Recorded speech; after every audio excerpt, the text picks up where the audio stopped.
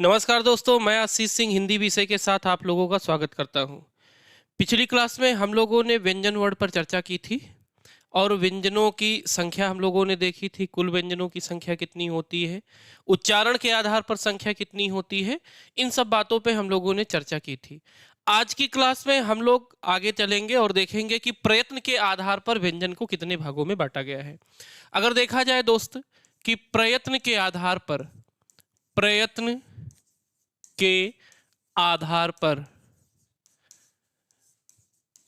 व्यंजन को कितने भागों में बांटा गया है, तो दो भागों में बांटा गया है।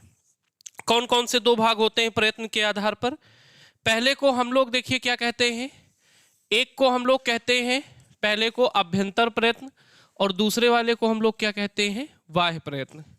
पहले को अभ्यंतर प्रयत्न कहते हैं,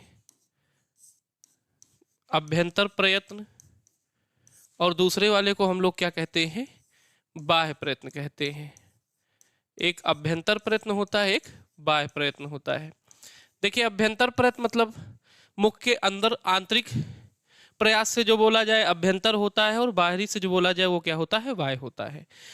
अभ्यंतर प्रयत्न की बात की जाए तो अभ्यंतर प्रयत्न जो होता है ये 3 पार्ट में बटा होता है। अभ्यंतर प्रयत्न 3 पार्ट में बटा होता है, जिसका अध्ययन हम लोग पहले कर चुके हैं। कौन कौन से होते हैं? स्पर्शी, और दूसरा जो होता है अंतस्थ, और तीसरे को हम लोग क्या नाम देते हैं, ऊष्म। ये 3 होते हैं और पिछली वीडियो देखिएगा हम तीनों की चर्चा कर चुके हैं। प्रयत्न के आधार पे 2 हो गए, अभ्यंतर प्रयत्न और बाह्य प्रयत्न। और जो अभ्यंतर प्रयत्न है वो स्पर्शी, अंतस्थ और ऊष्म में जो बटा है, इसको हम लोग पिछली क्लास में पढ़ चुके हैं। ठीक, आज हम लोग चर्चा करने वाले हैं कि जो बाह्य प्रयत्न होता है वो बाह्य प्रयत्न के आधार पर, बाह्य प्रयत्न जो होता है इसके आधार पर व्यंजनों का जो बंटवारा हुआ है ये कितने भागों में बाह्य प्रयत्न के आधार पर बांटा गया है। आइएगा हम लोग देखते हैं बाह्य प्रयत्न के आधार पर। तो बाह्य प्रयत्न के आधार पर व्यंजन को 2 पार्ट में बांटा गया है दोस्त। 2 वो कौन कौन से होते हैं देखिएगा। एक को हम लोग क्या कहते हैं, पहले को हम लोग बांटे हैं किसके आधार पर बंटवारा हुआ है इसका। पहले का बंटवारा जो हुआ है वो मित्र प्राणत्व के आधार पर, प्राणत्व के आधार पर। और जो दूसरा बंटवारा हुआ है वो किसके आधार पर हुआ है, घोषत्व के आधार पर। पहले वाले को हम बांटे हैं प्राणत्व के आधार पर और दूसरे वाले को घोषत्व के आधार पर, प्राणत्व और घोषत्व के आधार पर। अब यहां पर प्राण का अर्थ किससे है देखिएगा। प्राण का अर्थ है वायु से। हम प्राणत्व के आधार पर कहें चाहे प्राण वायु के आधार पर कहें, दोनों बात एक होती है। यहां पर प्राण का अर्थ किससे है, तो प्राण का अर्थ यहां पर वायु से लिया गया है, वायु या हवा कह सकते हैं, लिया गया है। प्राण वायु के आधार पर जो व्यंजन होते हैं दोस्त उनको 2 भागों में बांटा गया है। और ये प्राणत्व का आधार जो बांटा गया है इसको भी 2 पार्ट में बांटा गया है। प्राण वायु के आधार पर भी व्यंजनों का जो बंटवारा हुआ है वो 2 भागों में हुआ है। 2 भाग हमारे कौन कौन से होते हैं, याद रखिएगा। पहले को हम लोग अल्प प्राण कहते हैं, पहले को हम लोग अल्प प्राण कहते हैं। दूसरे वाले को हम लोग महाप्राण के नाम से जानते हैं। एक को हम लोग अल्प प्राण कहते हैं, दूसरे को हम लोग क्या कहते हैं, महाप्राण कहते हैं। मतलब जब हम व्यंजनों का उच्चारण करते हैं तो हमारे मुख से जो वायु निकलती है उसके आधार पर व्यंजनों का बंटवारा 2 प्रकार से हुआ है। एक अल्प प्राण कहा गया, दूसरे वाले को क्या कहा गया, महाप्राण कहा गया। हम लोग आज की क्लास में ये देखेंगे कि अल्प प्राण कौन से होते हैं, महाप्राण कौन से होते हैं। ये प्रश्न आपकी परीक्षा में बहुत पूछे जाते हैं। आप किसी भी परीक्षा में बैठेंगे, 1 दिवसीय परीक्षा किसी में बैठेंगे जिसमें हिंदी पूछी जाती है, उसमें ये जान लीजिए बहुत ही महत्वपूर्ण होते हैं ये। अल्प प्राण का अर्थ क्या होता है, देखिए अल्प का अर्थ होता है कम और प्राण का अर्थ होता है वायु। तो याद रखिएगा जिन व्यंजन वर्णों को बोलने में मुख से वायु जो हो कम निकले वो क्या कहलाएगा, हमारा अल्प प्राण।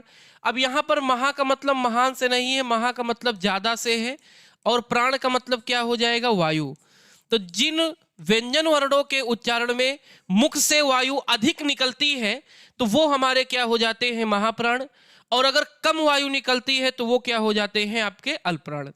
अब आइए देखते हैं कि कौन से हमारे महाप्राण होते हैं और कौन से हमारे अल्पप्राण होते हैं। अल्पप्राण की श्रेणी में किसको रखा जाता है और महाप्राण की श्रेणी में रखा जाता है। पहले हम लोग स्पर्शी व्यंजन देख लें, जो हमारे 25 स्पर्शी व्यंजन हैं। उसके बाद अंतस्थ किसमें रहेंगे, ऊष्म किसमें रहेंगे, सारी चर्चा हम लोग करेंगे। यह प्रश्न आपका बहुत गलत होता है, लेकिन आज अगर आप थोड़ा सा प्रयास करेंगे तो यहाँ से आपके प्रश्न गलत नहीं होंगे। आइए देखते हैं। सबसे पहले देखिए, हम का वाली लाइन को लिखते हैं क, ख, ग, घ और क्या हो गया, अंगा। ये वर्ग का पहला अक्षर है, ये दूसरा है, ये तीसरा है, ये चौथा है, ये कैसा अक्षर है, पांचवा। फिर दूसरी लाइन है चा, छा, जा और झा। फिर तीसरी मतलब क्या हो जाएगा, इया। तीसरी लाइन की ओर चलते हैं तो टा, ठा, ड, ढ क्या हो जाएगा, ड़। फिर ता, था, द, धा और क्या हो जाएगा, ना। ठीक। उसके बाद पा, फा, बा, भा और क्या हो गया भैया, मा। ये आपके 25 लिख दिए हमने, स्पर्शी व्यंजन लिख दिए। अब इसमें हम लोग देखते हैं कि कौन से व्यंजन ऐसे हैं जो अल्प प्राण की श्रेणी में जाएंगे और कौन से ऐसे व्यंजन हैं दोस्त जो महाप्राण की श्रेणी में रखे जाएंगे। अब जाहिर सी बात है कि जिन व्यंजनों को बोलने में वायु हमारे मुख से कम निकलेगी वो अल्प प्राण में रहेंगे, और जिसमें वायु अधिक निकलेगी वो किस में रहेंगे, महाप्राण में रहेंगे। आइए देखते हैं। देखिए, हम 2-3 तरीका बताएंगे इसको पहचानने का। पहला तरीका यह है कि हम लोग इस पे हाथ से इसको देख सकते हैं। अगर हम हाथ अपने मुख के पास ले जाएं और अगर उच्चारण करें तो जिसमें हवा हाथ पर, वायु तेज हाथ पर लगती है तो महाप्राण की श्रेणी में रहेंगे, और जिसमें वायु कम निकलेगी तो वो किस में रहेंगे, अल्पप्राण की। जैसे ही दोस्त आप बोलेंगे, आप खुद ही बोलकर देख सकते हैं, जब आप बोलते हैं क तो वायु आपके हाथ पे नहीं लगती है, लेकिन जैसे ही आप कहते हैं ख तो तुरंत आप देखेंगे कि वायु जो होगी वो आपके हाथ पर बहुत तेज से लगेगी। किसको बोलने पर, ख। फिर हम लोग ग बोलेंगे तो वायु नहीं निकलेगी, लेकिन जैसे ही हम लोग घा बोलेंगे तुरंत वायु बहुत तेज से हाथ पे लगेगी। हम अंगा बोलेंगे तो वायु नहीं निकलेगी। तो इसका मतलब है किसमें निकला, खा में और किसमें, घा में, दूसरे और चौथे में। ऐसे चा वाली लाइन को हम लोग देख लें तो दोस्त, चा वाली लाइन को जब हम देखेंगे तो जब हम बोलते हैं च तब तो वायु नहीं निकलती, लेकिन जैसे ही हम छा का उच्चारण करते हैं, छा का, तुरंत देखेंगे वायु हवा मतलब जो होती है हाथ पे बहुत तेज से लगती है। जा बोलेंगे नहीं लगेगी, लेकिन जैसे ही झा बोलेंगे तुरंत हवा लगेगी हाथ पर। इया बोलेंगे तब भी हाथ पर हवा तेज नहीं लगती है।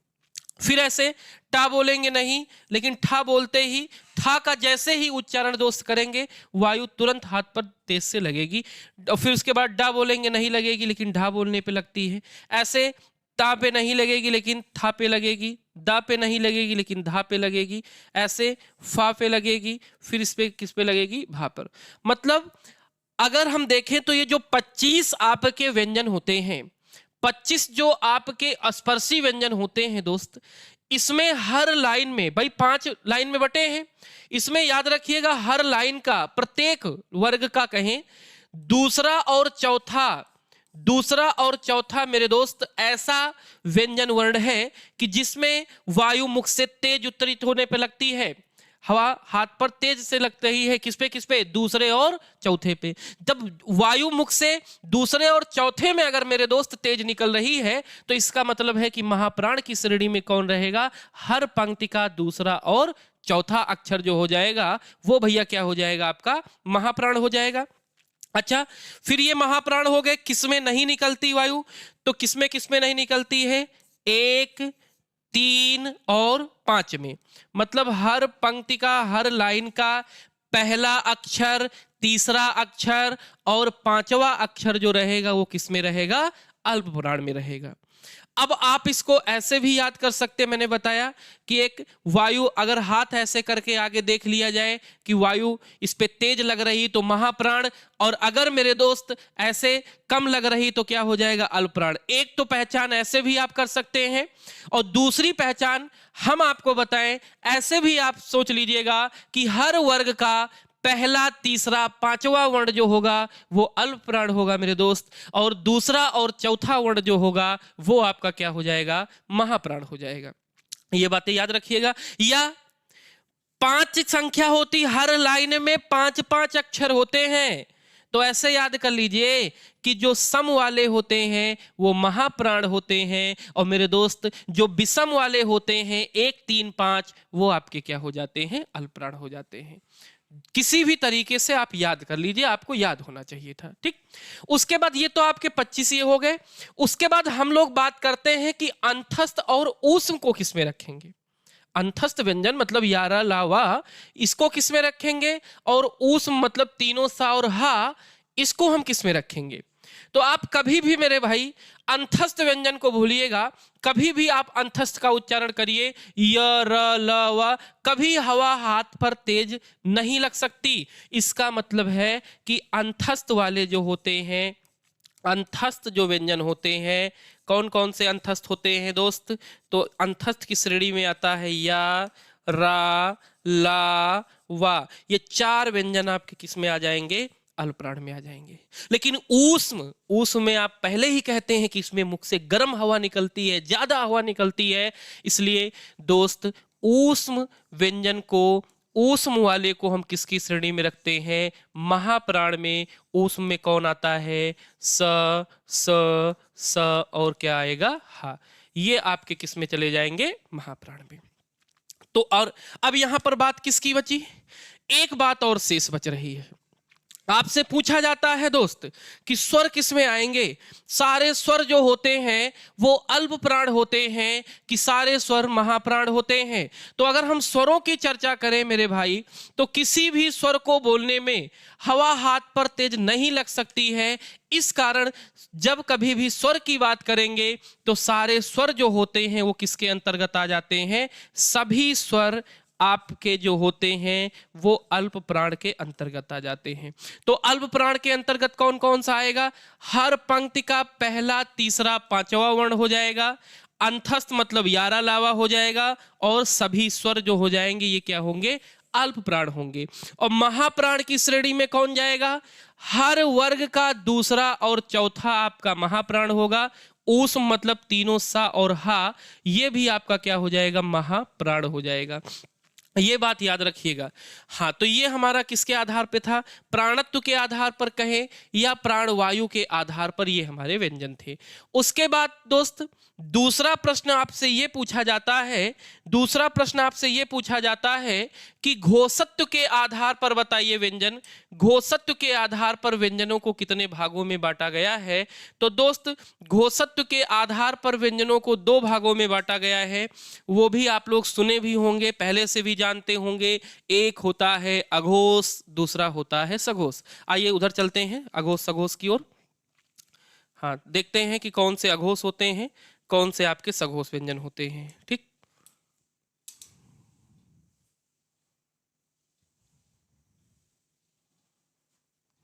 कौन से अघोष व्यंजन होंगे और कौन से आपके सघोष व्यंजन होंगे। आइए चला जाता है सघोष सघोष पे। हाँ, तो घोष पहले सबसे पहले घोष का मतलब समझा जाए।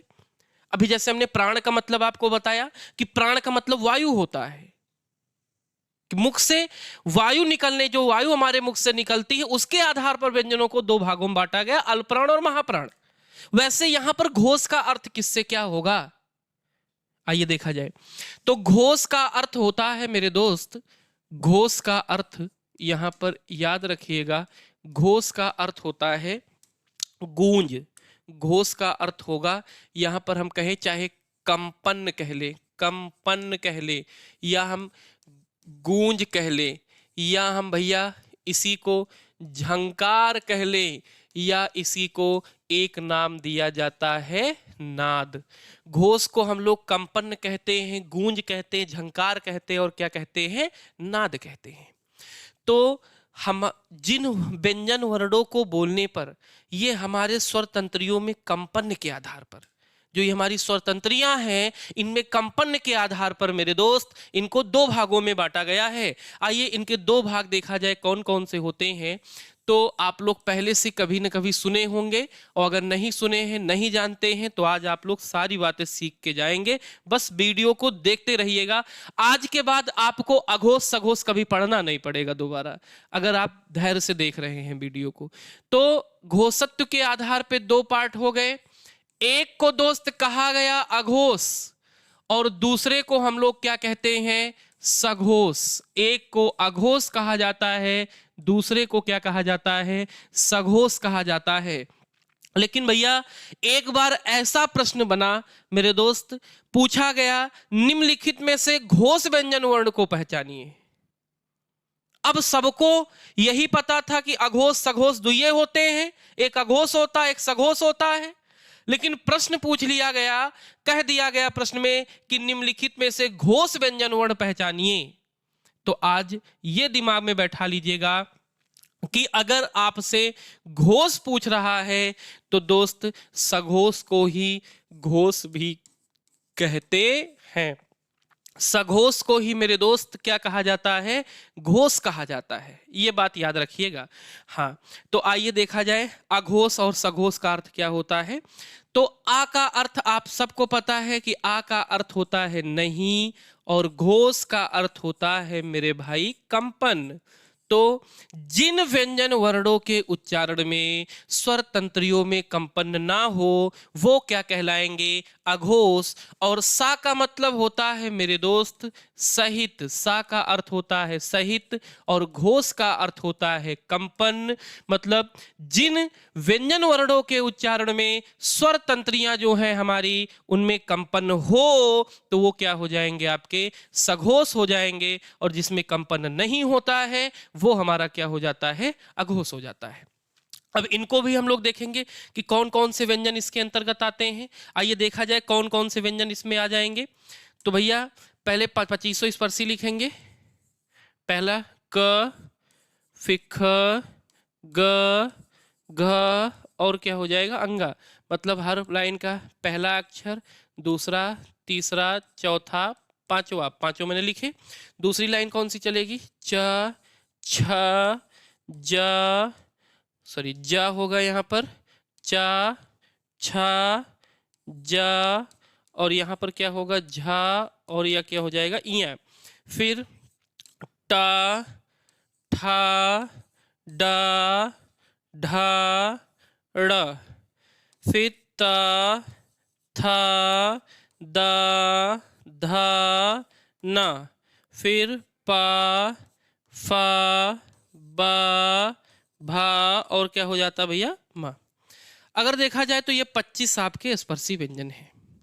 देखिए मैं आपको स्पष्ट पूरा लिख दे रहा हूं कि जिससे आपको पूरी तरीके से याद हो जाए, फिर आपको पुस्तक खोलने की कोई जरूरत नहीं है। आप अगर इस वीडियो को देख रहे हैं तो आप अघोष सघोष अल्पप्राण महाप्राण कभी आपको पढ़ने की कोई जरूरत नहीं है, इसलिए मैं पूरी तरीके से इसको लिख रहा हूं भैया।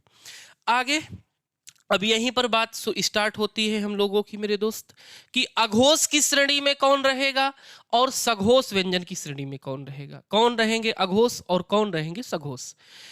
तो दोस्त आज बता दे रहा हूं, आज के बाद कभी भूलेंगे नहीं आप लोग, याद रखिएगा। हर पंक्ति का पहला दूसरा अक्षर, हर पंक्ति का पहला दूसरा अक्षर आपका क्या होता है, अघोष होता है, याद रखिएगा। अच्छा ये बताइए, अगर मैं आपको अघोष बता दूं तो क्या सघोष याद करने की कोई जरूरत है? अगर हमें अघोष पता, द्वितीय भेद है तो या तो अघोष पूछेगा या सघोष पूछेगा। अगर हमें अघोष पता चल जाए तो हमें सघोष जानने की कोई जरूरत नहीं है। भाई जो अघोष नहीं रहेंगे वो सघोष हो जाएंगे। तो याद रखिएगा, हर पंक्ति का पहला दूसरा अक्षर और मेरे दोस्त तीनों सा, मतलब स और स, मतलब तीनों सा, ये आपके क्या होते हैं, अघोष होते हैं। और दोस्त जितनी भी बात बचती है और सारी बात क्या होती है, सघोष होती है। मतलब कि 5 और ये 5 10 हो गया, 5 दूनी 10 और 10 3 13, इन 13 अक्षर को छोड़कर दोस्त जितने भी अक्षर बचेंगे वो सारे अक्षर आपके क्या होंगे, सघोष हो जाते हैं। ये बात दिमाग में बैठा लीजिएगा कि ये अगर हर लाइन का पहला दूसरा तीनों सा अघोष और जितनी बात बचती है वो सारी बात क्या होती है, सघोष। आइए देख लिया जाए क्या बात बच रही है भाई। अब देखा जाए इसमें तो हर वर्ग का तीसरा चौथा और पांचवा, हर वर्ग का तीसरा चौथा पांचवा आपका क्या हो जाएगा, सघोष हो जाएगा। उसके बाद याद रखिएगा दोस्त कि अंतस्थ, अंतस्थ कौन से होते हैं आपके, तो अंतस्थ की श्रेणी में आता है या, रा, ला, वा, ये आपका क्या हो जाएगा, सघोष हो जाएगा। उसके बाद यहाँ पर बचता क्या, देखिए हमने ऊष्म के तीनों सा निकाल लिए, लेकिन मेरे भाई यहाँ का हा तो बच गया ना, तो जो हा होता है वो किसके अंतर्गत आता है, सघोष के अंतर्गत आता है। अच्छा, अब अगर मैं आपसे चर्चा ये करूं कि सारे स्वर जो होंगे, जो सभी स्वर होते हैं वो किसके अंतर्गत आएंगे, तो आप कहेंगे कि एक बात तो हमने पहले ही आपको बता दी कि इन 13 अक्षर को छोड़कर हर पंक्ति का पहला दूसरा, मतलब हर लाइन का कह दें पहला दूसरा और भैया तीनों सा, इन दोनों को छोड़कर और कुछ भी आता सब सघोष होते हैं। तो इसका कहने का अभिप्राय ये है मेरे दोस्त कि सभी स्वर जो रहेंगे वो किसके अंतर्गत, सघोष के अंतर्गत हो जाएंगे। तो हर वर्ग का तीसरा चौथा पांचवा, अंतस्थ मतलब यारा लावा और हा और सभी स्वर ये सब क्या हो जाते हैं आपके, सघोष हो जाएंगे। तो ये बाह्य प्रयत्न के आधार पर था। बाह्य प्रयत्न के आधार पे हम लोगों ने अघोष सघोष अल्पप्राण महाप्राण का अध्ययन किया। इसके आगे हम लोग चलते हैं, आगे की चर्चा करते हैं। आज हम लोग आगे चलेंगे और देखेंगे व्यंजनों का उच्चारण स्थान। हम देखते हैं व्यंजनों का उच्चारण स्थान।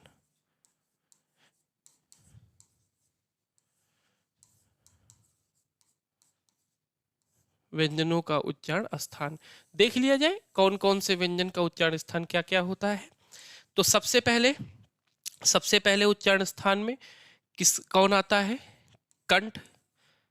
सबसे पहले कंठ आएगा, फिर उसके बाद कौन आएगा भैया, तालु। तालु के बाद कौन आता है, मूर्धा।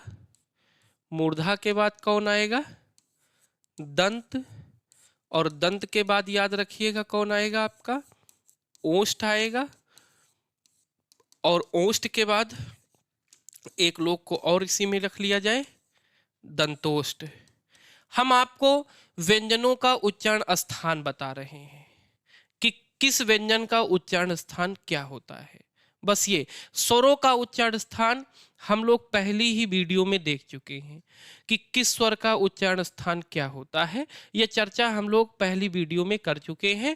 आज की क्लास में सिर्फ हम आपको व्यंजन का उच्चारण स्थान बताएंगे कि किस व्यंजन का उच्चारण स्थान क्या होता है। दोस्त याद रखिएगा, अगर हम बात कर रहे हैं का वाली, मतलब कंठ की बात करें, तो कंठ में आपकी का वाली लाइन आ जाती है। का वाली में का, खा, गा, घा और अंगा, ये आपके जो होते हैं क्या आ जाते हैं, कंठ। का, खा, गा, घा, अंगा आपका क्या हो जाता है, कंठ हो जाता है। और इसी में आपका हा भी आ जाता है। हा भी किसके अंतर्गत आता है, कंठ के अंतर्गत आता है। हा का भी उच्चारण स्थान क्या होता है, कंठ होता है। ये बात याद रखिएगा सब लोग। अगर हम तालु की बात करें, हम तालु की, कंठ में कौन हो गई, का वाली लाइन पूरी कंठ होती है और उसी में हा भी क्या हो जाता है, हा व्यंजन भी आपका कंठ होता है। अगर हम बात करें का वाली, मतलब दूसरी लाइन कौन सी है, तालु की बात करें, तो जो चा वाली लाइन होती है, चा, छा, ज, झ और इया, ये आपके क्या हो जाते हैं, तालु। देखिए आप कभी भी बिना अपनी इस जिह्वा को बिना तालु में सटाए चाछा जाझा का उच्चारण नहीं कर सकते। देखिए जब हम बोलेंगे च, छ, ज, तो जिह्वा जो है वो जाके तालु में टकराएगी। तो इस कारण आप याद भी कर लीजिए, अगर वहां भूल जाए तो आप बोल के भी पहचान लीजिए कि चाछा जाझा वाली लाइन का उच्चारण स्थान क्या होता है। तो याद रखिएगा चाचा जाजा का क्या हो जाएगा, आप कहेंगे तालु हो जाएगा। लेकिन इसमें और भी बातें आती हैं, जैसे इसमें या की बात कर लें तो या भी आपका क्या होता है, तालु होता है। और ये सा जो होता है आपका, ये भी क्या होता है, तालव्य सा कहलाता है, इसका भी उच्चारण स्थान तालु होता है। उसके बाद देखा जाए भैया मूर्धा में, अब मूर्धा में देखिए टाठा डाढ़ा आप बोलिए, ट ठा ड और उसके बाद ढ ड़, टाठा डाढ़ा बोलिए। बिना अपनी जिह्वा को मूर्धा में लड़ाए आप नहीं बोल सकते टाठा डाढ़ा। उच्चारण करने का प्रयास करिए, उच्चारण करिए। देखिए ट ठ ड ढ जब बोलेंगे तो जिह्वा ऊपर कहाँ पर, मूर्धा में दोस्त टकराएगा जरूर। एक बार बोल के देखिए, ऐसा नहीं होगा। हम तो जब ऑफलाइन पढ़ाते हैं तो बच्चों के लिए इनाम भी रख देते हैं कि आप लोग बोलिए और जिह्वा ऊपर ना टकराए और बोल के एक बार बताइए। तो बच्चे प्रयास करते हैं बोलने के, लेकिन बोल नहीं पाएंगे, क्योंकि जब तक ये जिह्वा आपकी मूर्धा में नहीं टकराएगी तब तक टाठा डाढ़ा का उच्चारण आप सही से दोस्त नहीं कर सकते। आइए उसके बाद देखिए मूर्धा में और कौन आ जाएगा, मूर्धा में आपका ये हो गया। उसके बाद मूर्धा में रा, रा भी, रा का उच्चारण स्थान भी क्या होता है, मूर्धा होता है। और उसके बाद अगर हम बात करते हैं तो एक सा होता है, इसको हम लोग मूर्धन्य सा के नाम से जानते हैं। ठीक, मूर्धा इसका भी उच्चारण स्थान होता है। दंत की बात कर लें तो ता, था, दा, धा और ना। ताथा दाधा वाली लाइन जो होती है वो आपकी क्या होती है दोस्त, दंत होती है। जैसे आप कभी भी ताथा दाधा बोलिए, जब आप ताथा दाधा बोलेंगे तो याद रखिएगा भाई, कभी भी ये जिह्वा, कभी भी जिह्वा जब तक दांत में आपके नहीं लड़ेगी तब तक मेरे दोस्त आप ताथा दाधा का उच्चारण नहीं कर पाएंगे। और ये टेट की परीक्षा में पूछा गया था, एक बार टेट की परीक्षा में पूछा गया कि ता का उच्चारण स्थान क्या होता है। ये ता का उच्चारण होता है, विकल्प बना के दे दिया, दंत प्लस जिह्वा, दंत प्लस ओष्ठ, दंत प्लस मूर्धा, दंत प्लस तालु। बहुत सारे लोग तालु, दंत प्लस तालु ये सब लगा के चले आए। लेकिन ये बताइए, जब तक इस जिह्वा को दांत पर आप नहीं टच करेंगे तब तक आप ताथा दादा नहीं उच्चारण कर पाएंगे। देखिए ता था दा जब बोलते हैं तो जिह्वा हमारी कहाँ टकराती है, दांत में टकराती है। इस कारण ताथा दाधा का उच्चारण स्थान क्या होता है दोस्त, दंत होता है। हाँ, और भी कौन से दंत होते हैं याद रखिएगा, ला, ला वर्ण जो होता है वो भी आपका दंत होता है। और उसके बाद याद रखिएगा इसमें ये जो सा होता है इसका भी उच्चारण स्थान क्या होता है, दंत होता है। इसको हम लोग दंतिसा के नाम से भी जानते हैं। उसके बाद अगर हम बात करते हैं ओष्ठ की, ओष्ठ की बात करें तो हम पाफा बाभा बोल लें, प फ ब भ म। कभी भी जब हम पाफा बाभा का उच्चारण करते हैं तो जब तक हम इन दोनों ओष्ठों को आपस में मेरे दोस्त, दोनों ओष्ठ को आपस में नहीं सटाएंगे तब तक पाफा बाभा का उच्चारण नहीं कर सकते हैं। देखिए पा फा बा भा मा बोलने में क्या होता है, दोनों ओष्ठ का बच्चे सटाना बहुत, जब तक नहीं दोनों ओष्ठ आपस में सही सटेंगे तब तक हम पाफा बाभा नहीं बोल पाएंगे। इसलिए मेरे दोस्त याद रखिएगा पाफा बाभा का उच्चारण स्थान क्या हो जाता है, आपका ओष्ठ होगा। एक चीज देखिए, ओष्ठ आता है तब तो सब लोग कर ही ले जाते हैं, लेकिन एक बार परीक्षा में पूछ लिया द्वि ओष्ठ, क्या द्वि ओष्ठ कहना गलत है? हो सकता है। जब तक दोनों ओष्ठ नहीं सटाओगे मेरे भाई तब तक आप पाफा बाभा का उच्चारण नहीं कर सकते हैं। तो ओष्ठ तो सही ही है, लेकिन अगर हम द्वि ओष्ठ कह रहे हैं तो ये भी याद रखिए कि द्वि ओष्ठ भी हो सकता है, ये बात याद रखिएगा। तो पाफा बाभा का उच्चारण स्थान मेरे भाई क्या हो सकता है, आप कहेंगे कि इसका उच्चारण स्थान ओष्ठ होता है। चाहे ओष्ठ कहें चाहे द्वि ओष्ठ कहें, दोनों बात क्या होती है। उसके बाद देखा जाए ओष्ठ, हाँ ओष्ठ में और कोई नहीं आएगा। उसके बाद दंतोष्ठ, दंतोष्ठ की बात करें कि दांत और ओष्ठ के सहारे से किसको बोला जाता है, बहुत महत्वपूर्ण प्रश्न है, बहुत बार परीक्षाओं में पूछा गया है, वेरी इंपॉर्टेंट, बहुत बार परीक्षाओं में पूछा गया है। तो याद रखिएगा वा, वा को बोलने में कहते हैं दांत और ओष्ठ दोनों का सहारा लिया जाता है, इस कारण इसको हम लोग क्या कहते हैं, दंतोष्ठ कहते हैं। अब याद रखिए दंतोष्ठ कहते हैं भैया। उसके बाद एक पॉइंट आप याद रखिएगा, नासिक की बात कर दें, नासिका, नासिक कौन से होते हैं, नासिका की बात करें तो आपको हम पहले भी बता चुके हैं, इसके पहले वाली वीडियो में अगर आप देखेंगे तो हर पंक्ति का पांचवा, मतलब हर वर्ग का कहें, पंक्ति क्या हर वर्ग का कह दें कि हर वर्ग का कौन सा अक्षर, तो हर वर्ग का जो पांचवा अक्षर होता है मेरे दोस्त वो क्या होता है, नासिक होता है आपका। वो क्या होता है, नासिक। कौन कौन से होते हैं, जैसे इसमें पहले वाले में हम किसको उठाएंगे, अंगा, फिर इया, फिर ड़, फिर ना, फिर क्या हो जाएगा, मा।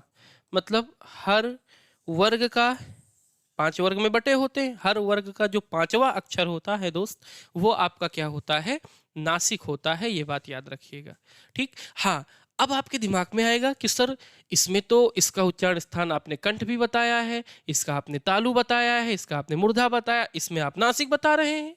बिल्कुल।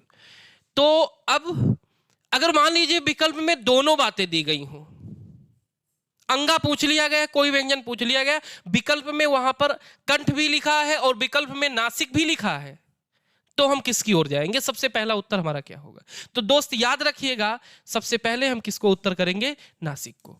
उसके बाद अगर हम बात करें तो कंठ आएगा। ऐसा होता नहीं है, लेकिन अगर हो जाएगा तो याद रखिएगा सबसे पहली प्राथमिकता हम किसको देंगे, नासिक को। हर वर्ग का जो 5वां अक्षर होता है मेरे दोस्त वो हमारा क्या कहलाता है, नासिक कहलाता है। ये बात याद रखिएगा, ठीक। उसके बाद हम लोग आगे, आज हम लोगों ने व्यंजनों का उच्चारण स्थान देख लिया कि किस व्यंजन का उच्चारण स्थान क्या होता है। इन बातों को पढ़ने के बाद हम लोग आगे बढ़ेंगे। आगे बढ़ने के बाद आज की क्लास में 1-2 पॉइंट आपको हम बता दें जो परीक्षा की दृष्टिकोण से बहुत महत्वपूर्ण होता है।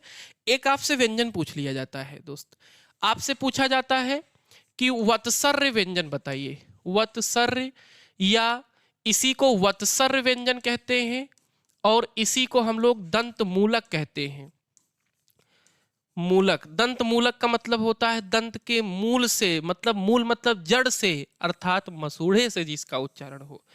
तो वो कौन से होते हैं, तो याद रखिएगा इसके अंतर्गत अगर हम बात करें तो इसके अंतर्गत आते हैं 4-5 आते हैं। एक ऐसे याद रख लीजिएगा, नल, नल, रस और ज, ठीक। ये आपके क्या होते हैं, वत्सर्य व्यंजन कहलाते हैं। वत्सर मतलब दंत के मूल से अर्थात जड़ से इनको बोला जाता है, अर्थात मसूड़े से इनका उच्चारण होता है, इस कारण इनको हम लोग वत्सर्य व्यंजन कहते हैं।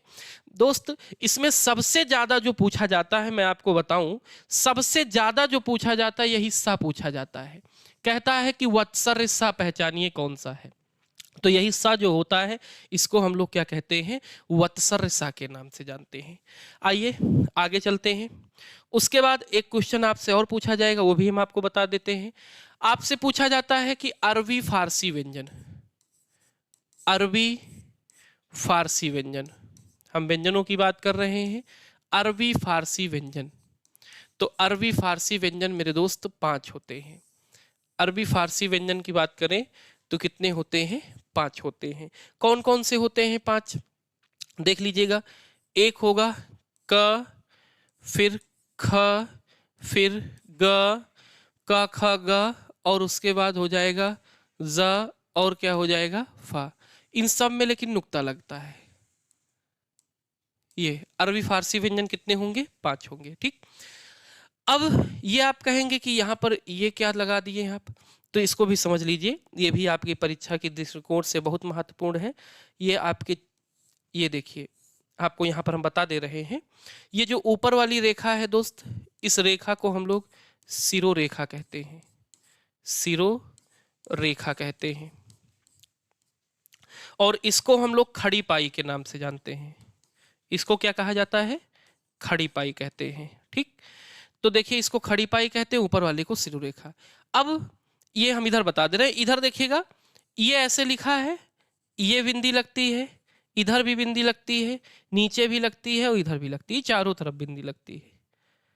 अब ये बताइए किसको क्या कहते हैं, तो भैया याद रखिएगा, सभी लोग याद रखिएगा, ऊपर वाले को तो सब लोग जानते हैं, और नहीं जानते हैं तो जान लीजिएगा, ऊपर वाले को तो अनुस्वार बिंदु कहते हैं। अनुस्वार बिंदु कहोगे कि नहीं कहोगे, अरे भाई अंग वाला जो लगाते हैं वही तो है अनुस्वार बिंदु हो गई ऊपर वाली। ये वाली आपकी जो होती है ये पंचमा अक्षर बिंदु है, पंचमा अक्षर बिंदु है, मतलब पांचवें अक्षर पे लेकिन एक ही पे लगती है दोस्त। वो कौन सा अक्षर है? तो आप कहेंगे अभी आपने बताया था अंगा, इसी पे तो लगती है ये पंचमा अक्षर बिंदु है। अगर हम नीचे की बात करें कि ये जो नीचे लगा है इसको कौन सी बिंदु कहते हैं, तो दोस्त याद रखिएगा इसको हम लोग ताड़नजात बिंदु कहते हैं, ताड़नजात बिंदु। तो आप कहेंगे ये किस पे लगता है? तो ध्यान दीजिए, मैंने आपको पढ़ाया, अगर आपको याद हो पिछली क्लास में देखिएगा, हमने आपको उच्छिप्त द्विगुण या ताड़नजात व्यंजन के नाम से पढ़ाया था। एक होता है ड़ और एक क्या होता है ढ़, इसी के नीचे तो इसको लगाया जाता है। तो इस बिंदु को हम लोग क्या कहते हैं? ताड़नजात बिंदु कहते हैं। अब बात बची एक, इधर वाले को हम लोग क्या कहते हैं? तो इसका जो नाम है इसी को हम लोग नाम देते हैं नुक्ता कहते हैं। क्या कहते हैं दोस्त? नुक्ता कहते हैं। तो ये कहाँ पर लगता है? तो ये अरबी और फारसी व्यंजनों में लगता है, अरबी फारसी व्यंजनों में लगता है। देखिए ये, अब देखिए इसके लगने पर उच्चारण में भी परिवर्तन आता है दोस्त। ये अगर लगा दिया जाए तो उच्चारण में भी परिवर्तन आ जाता है। कैसे? देखिए जैसे हम लोग देखिए लगा देते हैं, कह देते हैं लिख ऐसे लिख देते हैं फैजाबाद, तो ये हम लोग लिखते हैं और इसको बोलते हैं फैजाबाद। लेकिन अगर जब हम लोग ये बिंदु लगाते हैं तब हम फैजाबाद नहीं कहते, तब हम कहते हैं फैजाबाद। तब इसका उच्चारण कैसे करते हैं? तब कहते हैं फैजाबाद। तो ये कैसा हो जाएगा? अरबी और फारसी व्यंजन। तो ये किसमें, ये जो नुक्ता होता है हमेशा किसमें? बहुत सारे शब्द हैं, फैजाबाद है, गजल है, जफर है, ढेर सारे शब्द हैं। तो ये कहाँ पर लगता है? अरबी फारसी व्यंजनों में लगता है। अरबी फारसी व्यंजनों की संख्या कितनी होती है? 5 होती है। देखिए अगर हम कहें अरबी फारसी व्यंजन, मूल अरबी फारसी व्यंजन कितने माने जाते हैं? तो मूल अरबी फारसी व्यंजन 2 माने जाते हैं, एक जा और एक कौन माना जाता है? फा माना जाता है। लेकिन एनसीईआरटी 3 मानती है, एनसीईआरटी 3 मानती है।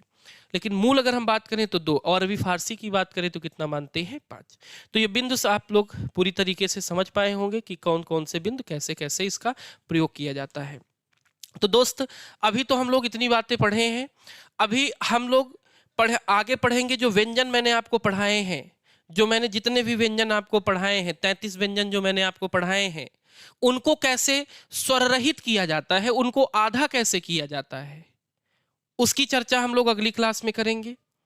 और उत्तर प्रदेश पुलिस में एक प्रश्न पूछा गया था, पूछा द्वित्व व्यंजन बताइए। तो द्वित्व व्यंजन पूछा गया था, उसमें विकल्प में दिल्ली था, वही उत्तर माना गया था। उसकी भी चर्चा हम लोग अगली क्लास में करेंगे। और हिंदी शब्दकोश, जो बहुत सारे बच्चे तो जानते हैं लेकिन बहुत सारे बच्चों के लिए वो बात एकदम नई होने वाली है कि हिंदी शब्दकोश में शब्दों का क्रम लगाना होता है कि कौन सा शब्द हिंदी शब्दकोश में पहले नंबर पे आएगा, कौन सा दूसरे नंबर पे आएगा, कौन सा तीसरे नंबर पे आएगा। ये जो शेष बची बातें हैं भैया, वो अगली क्लास में हम लोग कवर करेंगे। जो 3-4 पॉइंट हमारे बच रहे हैं वर्णमाला के, वो हम लोग अगली क्लास में पढ़ने वाले हैं।